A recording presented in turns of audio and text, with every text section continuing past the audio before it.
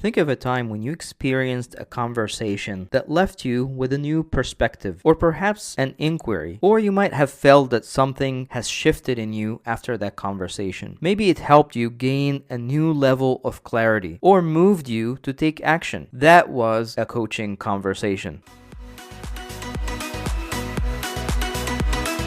Hello and welcome to the Coaching Conversation. This is your host Salah Al-Laythi. Today is a special podcast because I have April and Lena, and usually I have one guest, but today I have two guests, so it's going to be a special conversation. April, Lena, welcome. Thank you. Welcome. Thank you.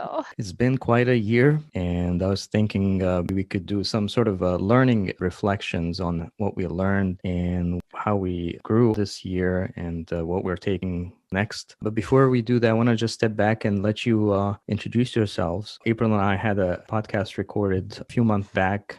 We talked about open space, but I just want to give you the opportunity if you want to share your story or a little bit about yourself. Thank you. My name is Lena Morkbak. I am also passionate about open space, and that's how I know April and Salah. That's how we also encountered each other.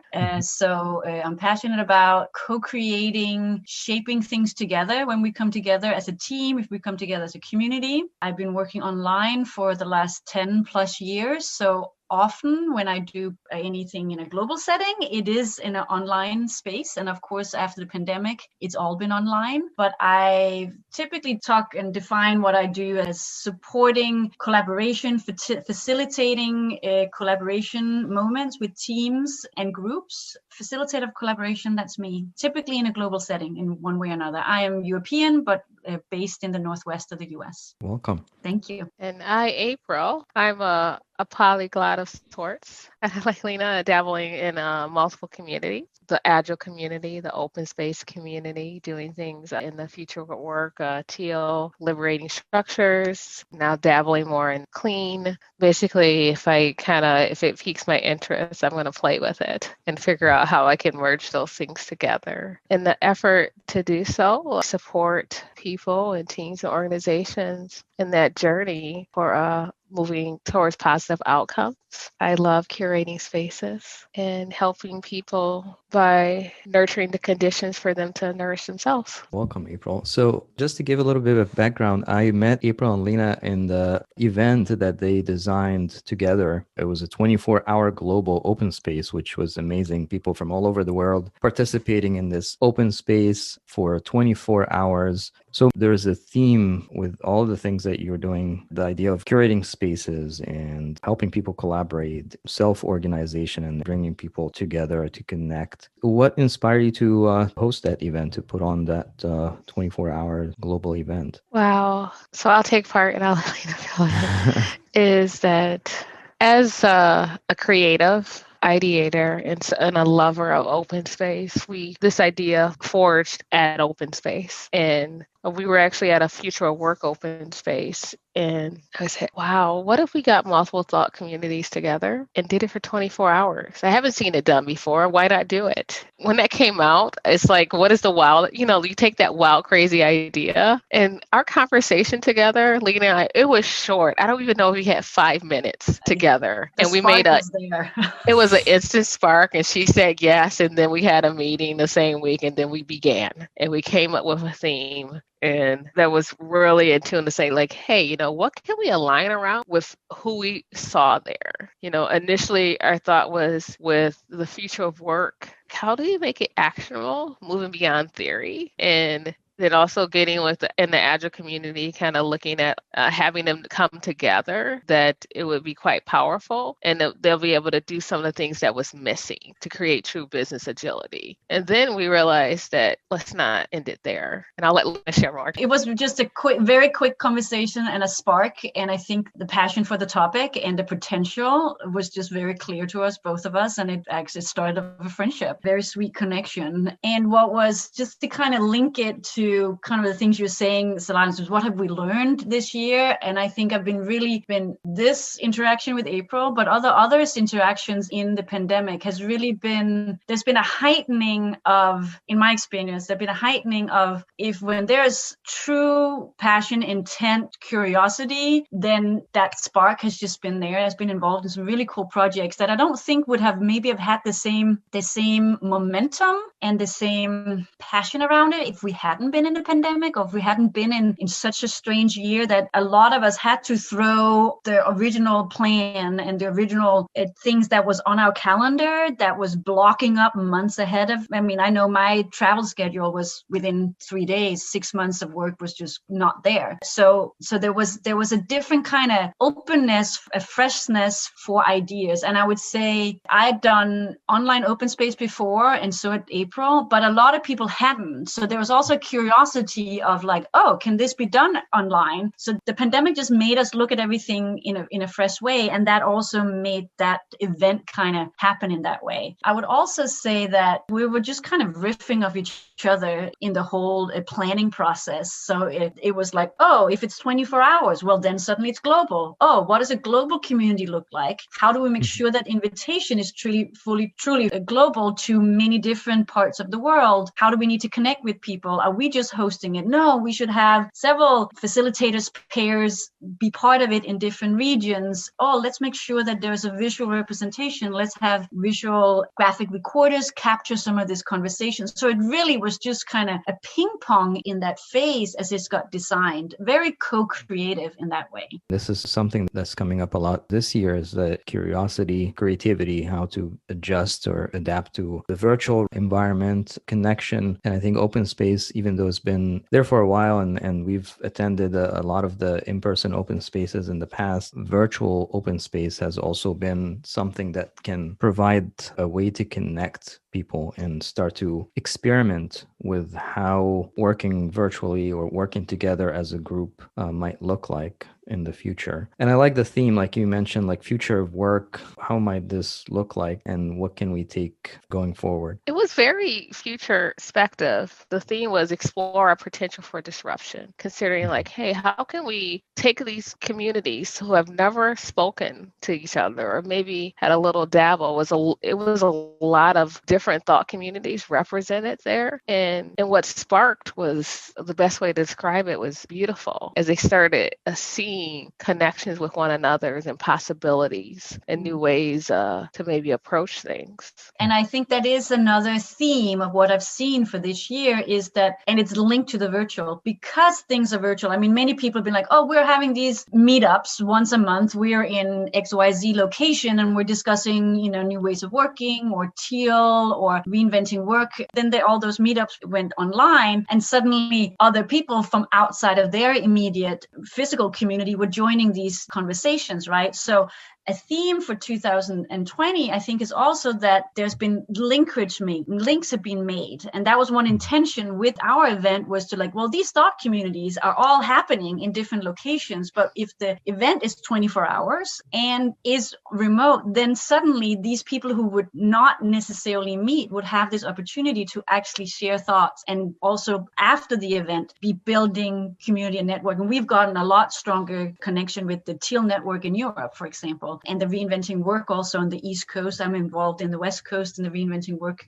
community here, but the East Coast is going to get merged more in as well. So I think that link is something, even though I think many people feel, oh, we're remote, so we're more distant from each other. We've actually been able to create links that we wouldn't normally have been seeking because we already had our community in a physical location, and that wasn't possible. And then now that opening up links abroad, like much broader. Technology has been so beautiful in the fact that as we feel separated from one another physically, I actually feel closer to one another. I've had friends globally in all these different countries, but now I speak to them regularly. I have brunch dates where it's breakfast for me, lunch for them, with people in different places of the world. And it's beautiful. I've connected with long lost people. Oh, technology is hooked up with one another. I was talking to a friend from Germany. We worked together years ago when it was Daimler Chrysler. Now it's Chrysler. She's still at Daimler. And those connections are where it's like time doesn't pass. You can have deep connections with people in the virtual world, and we look forward to the day that we hold hope that we can hug them again. But we have forged really deep connections that are powerful and to develop new things, and the space has been disrupted. I would say on that note, though, that because I don't want to just be like the positive, like, oh, it's all been fine, because I think I really know how many people has had a very hard time with this, and I think it hasn't been just like smooth sailing on my end either. So I want to acknowledge that for us to really feel the connections, where because I definitely is dittoing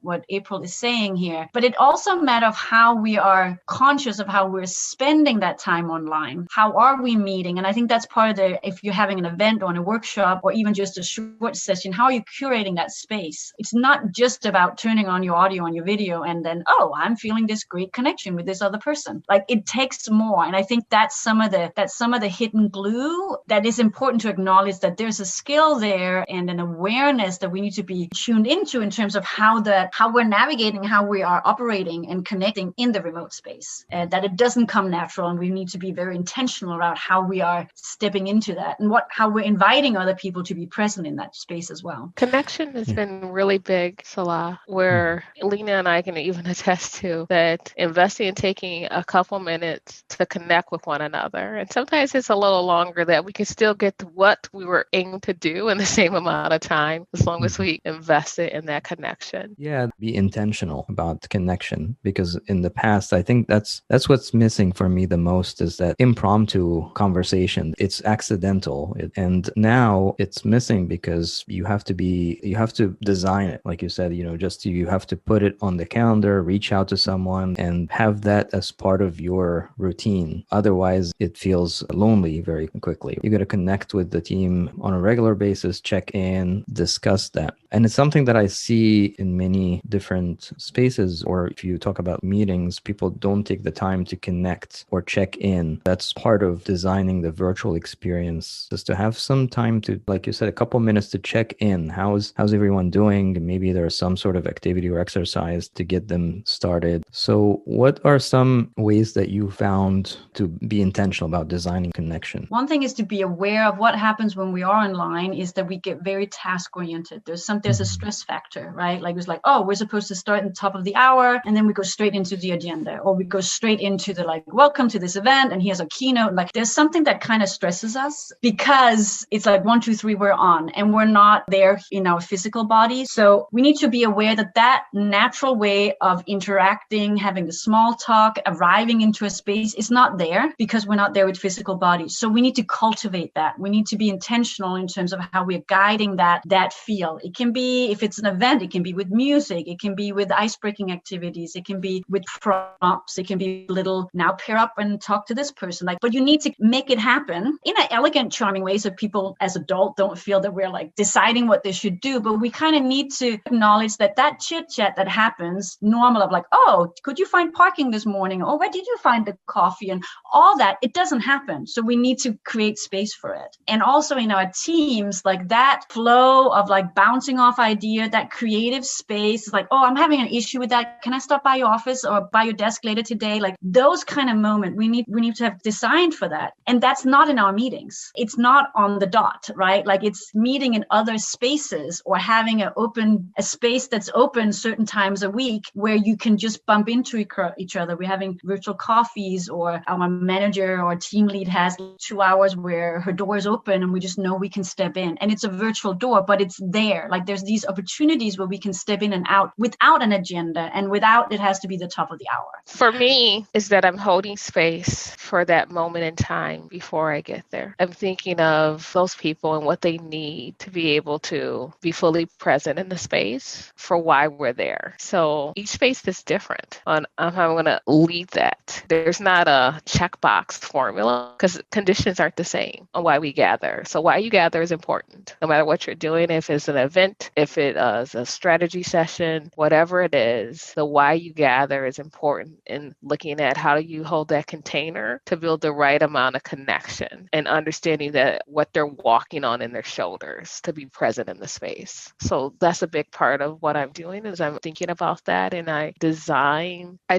for that. I think the purpose purpose or some sort of theme can drive the check-in or the activity to build connection. It's important because sometimes now, I think Lena mentioned that people sometimes they feel like, oh, we're on, let's get started, let's get to the task. And if you think about the meetings or events in the past in person, there was that little space that, people arrive, they just take time to chit chat, grab coffee, do something that eased them into the meeting. So now you push a button, you're on, let's get to work. So yeah, it does feel transactional, and there's not that room or space for that connection or getting to know what the other person is up to. And that's one of the things we've learned with right now in the virtual world, the part when they're saying like that chit chat before meetings. So, because we've talked about like events or planning something like workshops, that's different. But for the everyday team, this is what they do every day. And that on the virtual world, it's different than in that physical world where people may have been frustrated with the chit chat before the meeting. That chit chat was important. It built connection and bonding and belonging with that team. And that same thing is true in the virtual space, and that they need that to be able to function and be present in the space.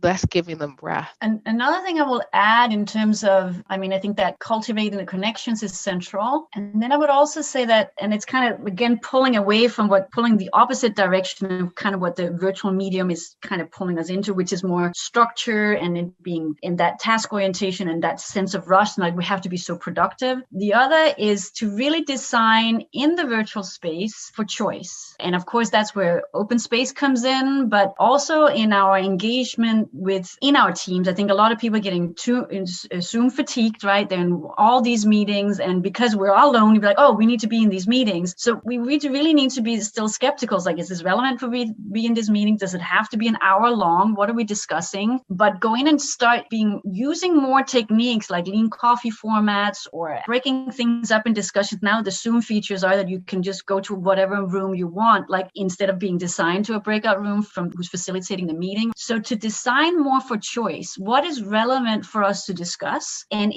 where is it relevant for me to participate and listen, learn, or contribute? That's not only an open space. I think a lot of people, it's not only an open space value. Like I think more and more, especially as we want to reinvent how we are engaging in our workspaces, that we are really being very keen on that choice that we have. And as we're facilitating meeting and holding meetings, that we're also designing for that choice, because it's honoring people's intention for being there. It's honoring their tuned in expertise and not thinking we have to follow this rigid flow. Like, no, what's relevant for us to discuss? What is relevant for us to dive into? How do we do that? Is that all 10 of us, or are we now breaking up and doing this? Like, to really have a lot more flux in that for the need. And I think we're a lot better at that in person. We have our whiteboards and we're tuning into like, oh, what's the energy here? What's relevant? And we're forgetting that when we're going into the virtual space. So I think really that designing for choice is very central. What you're saying, Lena, is this idea of like open space principles are applicable even if you're not doing open space events. It's a way to operate as a culture. If you're able to give people a choice, the law of mobility in open space, or give them freedom to move around when they feel like this meeting is not something that they can contribute to, they can go somewhere where they can contribute. So when we're talking about the remote space, like it's also for us to acknowledge that how we're collaborating with each other is not only on those video calls, right? Like that we're not only, and I think that's one of the things that happened right with the pandemic, like, oh, okay, everyone's now installing Zoom and that's how we're working together. And then we're like looking at each other and ourselves all the time, right? Like, and introverts are like, okay, I am fried now. Like this is way too much. And a lot of us who are not necessarily introverts, I was like, this is too much. I worked online for years, right? And still I was like, wow, this is way much than norm before. So we have to acknowledge that collaborating together, there's a whole range in the asynchronous of checking in with each other, having one-on-one with each other, collaborating on a board where we're exchanging ideas, sending little video clips to each other of like ideas or pitches, or doing our stand-ups in a board instead of have to listen to each other. That's that whole aspects as well. Like to really do that dance between the asynchronous and the synchronous because we cannot be online all the time, right? Like, and I think that's part of that, like, oh, now we can just work ourselves to death because we can work, we don't have to drive to the office, no commute, great. You can walk 24/7, connect with your colleagues in other parts of the world. I mean, like, no, of course, that's not going to work. And that's not how we want to be passionate and show up in our workplaces. So the asynchronous and the synchronous is what we really have to figure out. And that's where I think a lot of teams and companies are struggling right now, because it's been, the solution has been turn on the camera, and then that's how we're doing things, instead of really utilizing, that camera should be turned on very shortly, short meetings, focus for that. And then there's great ping pong that happens in the asynchronous. So allowing some time to recover. So this idea of give people space to recover. They don't have to be always online, always on camera, and they don't have to be in meetings all the time. They can do work off camera, offline. We were talking earlier before we started recording about the schools and how they have been trying to move from in-person experience to the virtual experience. And we found some parallels between what schools are doing and what we're trying to help organizations do. And it's not sustainable. As human beings, we need to step back and take care of ourselves. So I think that we've learned by being online with some people who've been practitioners of it for a lot longer, like Lena, that you need balance, that you need breath, that a 4-hour meeting, you're not online for 4 straight hours. That's crazy. That you need breath to like be away from the keyboard, to turn things off, walk away for 50 minutes. I was thinking as we're here, I remember, before everyone like paid for their Zoom account and things, is that initially it was 40 or 45 minutes free, which is probably a great idea. Like only be online for this amount of time, then we reset and come back on. They probably, I don't even know if that was intentional on their part or just to get people to pay after so long, but it was a pretty smart idea if you could only be on for 40, 45 minutes and then, take a 15-minute break, get a cup of coffee, go to the head, whatever you need to do, take a walk, come back. That's healthy, that we need that breath in there to learn when to be on and off camera, to have that break from the screen time. I learned also to say, hey, you know what? Let's do a walk and talk. I'm going to take a walk. You want to invite for a walk with me, and then we're on the phone instead of on video. We value face-to-face communication. Yes. But one of the things we also say, you can't go to face-to-face, get them on the phone and call. Right now, we've seen a lot of people's faces, but they're still not in the room with you, and that something else is needed. How else can we communicate? And I've found some really great connections by just being on the phone and calling and talking to people, and how valuable that is. It's understanding where you need balance, where to apply it, experiment, figure it out, what's good, and understand that it's okay to say, I don't need to be on screen all the time. I think breaks are underrated. I'm sure you've seen this also, like trainers, organizations that offer classes, and even like, as we mentioned before the recording, like the schools, they just shifted everything from in-person experience to remote experience. And without really taking a step back to design for breaks and space for people to just step back. If you are doing an 8-hour class in person, now it's 8 hours online screen, or for the school is like from 9 to 3 in the classroom. Now it's from 9 to 3 online. Age appropriate breaks too. Yeah. That kindergarten, like on a screen all day long, like no way. My kid does a little something and it's like, we're going to meet for an hour. Then you're going to take a couple hours break, come back on again.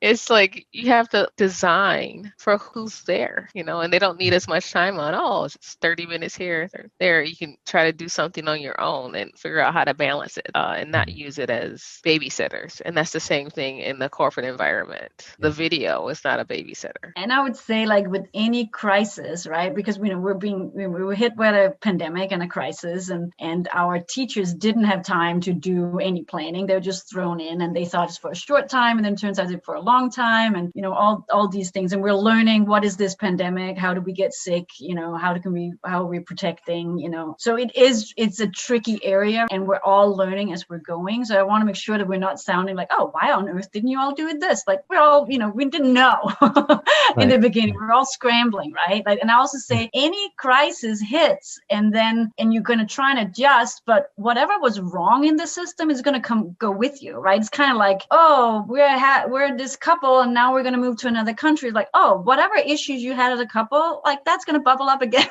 if you're not addressing it. So some of the things that are issues in our educational system is like, does kids really need to be 8 hours, or do we need need them to be away out of our hair for 8 hours because we're working, right? I mean, that's part of that whole setup. It's not really that they need 8 hours to learn what they need to learn at those age levels. And it's the same with our organizations. Most organizations, like 99% of organizations, have issues with bad meeting culture that wasn't fixed, and people were complaining about it when they're face to face. Their meetings go online, it gets really bad with this bad meeting culture, right? Like so these are underlying issues that just get kind of enhanced because we're remote and we're in a pandemic and worried and can't see our families. Like I can't see my family in Europe, or can't see family that's down the street, because we want to protect and make sure that we can, high risk people are being safe and all these things, right?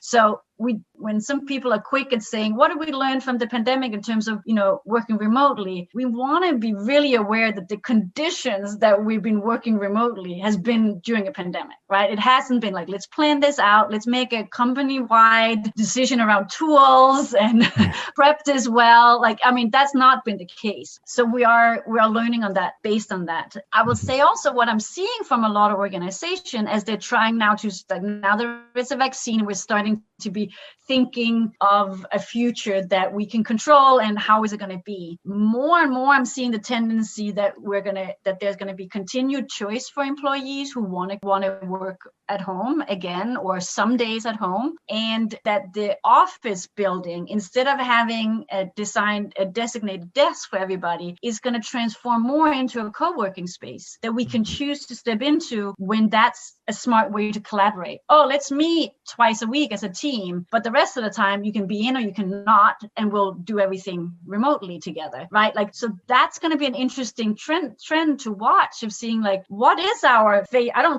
some organizations are going to completely let go of the physical building. Most are not, but I think a lot of the physical buildings and the purpose of the physical office is going to change, because now we know that virtual is possible for many, or if not all. What came up as you were talking, the empathy goes a long way. We moved or switched on remote virtual, and it was like, okay, business as usual. Let's all just turn on our cameras. And that didn't really fix some of the dysfunctions that were there. People are still not contributing, not participating in meetings. It doesn't matter whether they're on camera or in person. It's still the same issue. It didn't go away. So that's really another big lesson, is empathy. So I think there's a bunch of things that we talked about as far as like what we learned and what we're missing. There's a lot of positive to remote and virtual work, but there's also some things that we're missing, but we can be intentional about how we want to design, how we want it to look like. What I would add on to that is, with especially learning, I think people are hopefully become more empathetic, that people are humans outside of the office.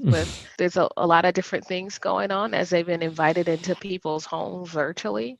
We've been more, I would say, in tune to that, as well as understanding that work, home, and the world, the greater world, what's going on in maybe their country or so internationally, how that impacts people. That has been a big part of like holding space for others, that has seeped into the corporate world, and is something that we can't ignore, that we tried to, like people put blinders on before, and we're unable to do that anymore. We have to account for that and recognize it and give people space with that, where people feeling some type of way that was hidden before. It's not like it wasn't there before. People just hid it, or only certain people knew about it and could talk about it and address it. It's all out in the open now. I think that's a very good observation, April. I think that people have let out of necessity, and also because we all were pushed, and so that it was very obvious that we need to ask, how are you all doing? Like, oh, I know in your country you just closed down. Do you have your kids at home again? Or like it was very obvious that we needed to check in with each other, because we're all in a pandemic, and it wasn't just in one part of the world, it was all of us. So there's certain things that it's now been okay to have part of conversation with our teams, and I think a lot of team leads and managers have really had to step up, if they weren't already had that empathy in their leadership styles have had to step up, and the bad leaders have not, right? And it becomes very obvious the ones that haven't been able to hold that space for their team. And it's not just managers, it's also just team members, colleagues. Are we holding this space for each other? So I think that's a very positive thing. There's just a lot of things that happened in this year that has made us be more raw and hold each other in that kind of naked rawness with each other, both in, I would say, here in the community I'm part of, the school community I'm part of, and also with my colleagues. That's a very positive thing. And it's going to be interesting to see in what forms we're going to carry that with us when this becomes less of a stressful, when our everyday life is not as stressful and it becomes more mellow. I don't think it's going to be like normal for a while, but it's going to be less mellow and more predictable. And we can feel more that we are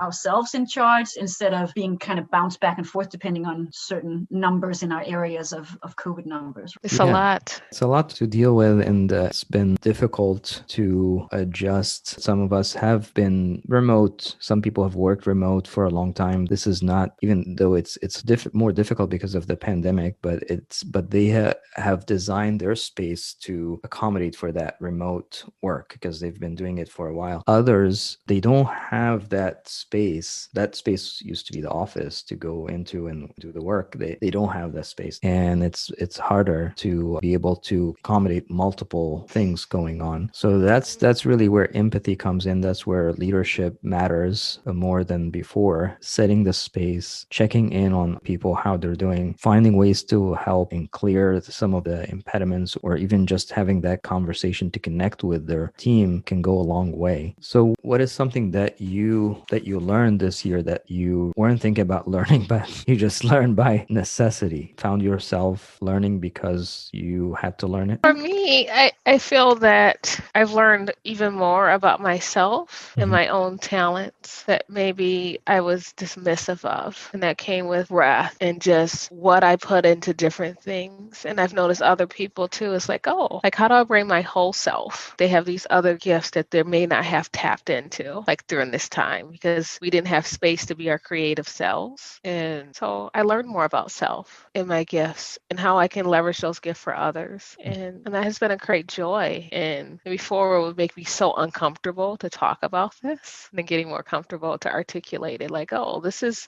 something that I'm passionate about. And also I've honed in on some of the things that are more easy for me. When I was like, oh, like, and I'm thinking second nature, but it may not be second nature for someone else. And there's other gifts that other people have, like, oh, there's just complete flow with it, but it's different for me. And to be able to share that when I see that in others, and me is willing to receive it when they see that in me. I think I worked remotely and have a home office I'm done for the last 8-9 years, actually longer than that. All the times that I've had kids, my oldest is at 11. No, my oldest is 18. So I've done it for years and I've always had a dedicated space. But what I suddenly lost was my third space. So I think it's very common that when you work remotely is that you have your office space that you work in, but then there was always other spaces. And I think a little bit what April was talking about, like, oh, then you go for a walk and talk. That's like choosing a third space. I had a different co-working spaces I was working from in Portland. I had different coffee shops, different tasks, different creative things I would do in different spaces. So even though I work remotely and from home, I had a third space that always was, and sometimes it was, in a park or it was on a walk and talk on my property. So I've lost that third space and I had to be creative of how to find that. And also my home space used to be just me, and now my kids and my husband are home here as well. Right? So that's the classical kind of like, oh, I work from home, but I'm used to have it by myself for many hours a day. So I've learned to be creative in terms of finding that third space, because I think it's primarily a mental space, but it also can be just moving myself to the couch or moving myself to another to get like, what kind of flow am I in? So it's not just desk work in front of the screen and in front of, again, is it a meeting conversation? That's one thing that I personally have learned. I would say I've been very inspired inspired by the co-creation portions, and that's very much include the work that April and I have done, the co-creation that have happened for me in this year, that it hasn't just been my projects sitting doing them alone, but doing projects in collaboration with people and having these, flowy work sessions that just kind of where ideas and projects bubble up. So that's a huge thing that I've had more of, and I've learned how much I appreciate it and what great creativity that flows in that way of collaborating. I appreciate you saying that. I think I learned similar to what you both said. It's just about myself and also about the third space. Like, I don't have, like in the past, we used to go from one place to the next, going to meetings, different locations, different spaces. Now you're in the same space for the whole, most of the day. So that's another thing. Like you got to get up and maybe move, take your work another area where you can just have a different scenery, different location. So the theme that's coming up for me is this idea of like being intentional about designing the experience. I think that's probably the biggest lesson I'm learning this year is designing the experience and being intentional about that, because trying to do the things that we used to do in person, virtually or remote, is not very effective. It doesn't work very well. And that's what's causing a lot of burnout, and